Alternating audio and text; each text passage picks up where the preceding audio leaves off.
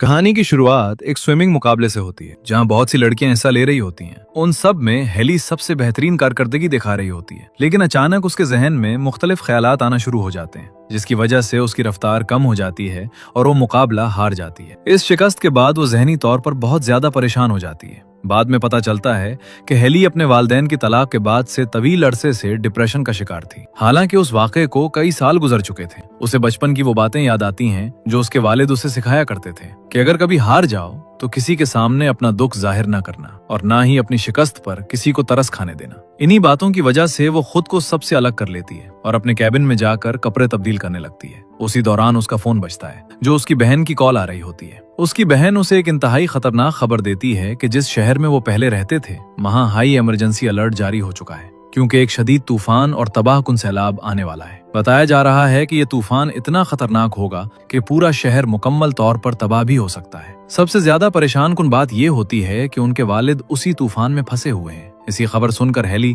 फौरन फैसला करती है कि वो उन्हें बचाने के लिए उसी शहर जाएगी, लेकिन चूंकि वहाँ इमरजेंसी नाफिज होती है, इसलिए पुलिस किसी को भी अंदर जाने की इजाजत नहीं दे रही होती। हेली पुलिस को यकीन दिलाती है कि वो सिर्फ अपने वालिद को रेस्क्यू करने जा रही है और जल्द वापस आ जाएगी। काफी समझाने के बाद पुलिस उसे अंदर जाने की इजाजत दे देती है, मगर साथ ही उसका मुकम्मल रिकॉर्ड भी नोट कर लिया जाता है कि अगर वो 1 घंटे के अंदर वापस ना आए तो रेस्क्यू ऑपरेशन शुरू किया जाए। हेली शहर में दाखिल होने से पहले पुलिस को उन तमाम मकामात के एड्रेस दे देती है जहां वो जा सकती है और फिर अपने वालिद को ढूंढने के लिए आगे बढ़ जाती है। जब वो अपने पुराने घर पहुंचती है तो उसे पता चलता है कि पूरा इलाका पानी में डूब चुका है और कुछ ही देर में घर की पहली मंजिल भी पानी की लपेट में आने वाली होती है। वो बार बार अपने वालिद को कॉल करती है, लेकिन वो फोन रिसीव नहीं करते। हालात की संगीनी को देखते हुए वो फौरन घर के अंदर दाखिल हो जाती है और अपने वालिद को आवाजें देना शुरू कर देती है। हेली अपने घर में अपने वालिद को आवाज देती है, लेकिन कोई जवाब नहीं आता। पूरा घर चेक करने पर भी उसे कोई नहीं मिलता, सिवाय उनके कुत्ते के। वो देखती है कि घर में शराब की बोतलें खुली हुई हैं और उसके बचपन से जुड़ी चीजें बिखरी पड़ी हैं।